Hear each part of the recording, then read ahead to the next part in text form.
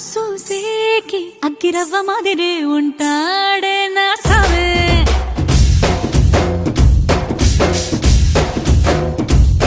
మెత్తాని పత్తి పువ్వుల మరే సంటో